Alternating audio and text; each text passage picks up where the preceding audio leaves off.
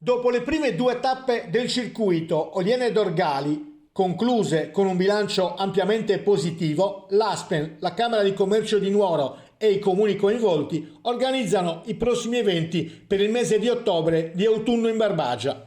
Siamo soddisfatti delle prime due tappe del circuito vissute ad Oliena e Dorgali, ha detto Agostino Cicalò, presidente della Camera di Commercio di Nuoro.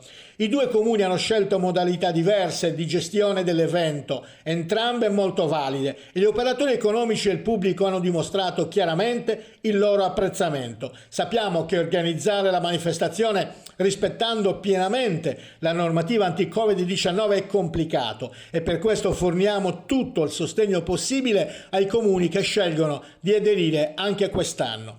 La richiesta di partecipazione è evidente, ci fa ben sperare per i prossimi mesi, ha aggiunto Roberto Cadeddu, presidente Aspen.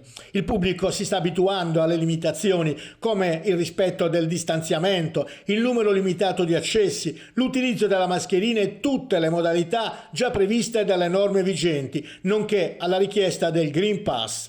I visitatori hanno voglia di venire in Barbagia, di esplorare le botteghe, di gustare i piatti tipici ed ascoltare musiche e canti tradizionali e sono serenamente disposti a farlo seguendo le regole che ben conosciamo per la sicurezza di tutti. Il grande lavoro di organizzazione svolto dall'amministrazione comunale in collaborazione con la Pro Loco è stato premiato dalla soddisfazione dei visitatori, ha detto Laura Sagheddu, assessora del bilancio e delle attività produttive del comune di Dorgali. Il format dell'evento si conferma atteso ed apprezzato. Alcune migliaia di visitatori isolani e stranieri hanno esplorato il percorso, oltre 20.000 metri quadri di area pubblica, oltre 40 le cortes e le botteghe nelle quali i visitatori hanno potuto apprezzare le dimostrazioni di lavorazione offerte dagli artigiani e le degustazioni delle eccellenze delle aziende enogastronomiche, tutti a rappresentare la maestria e il saper fare dorgalese.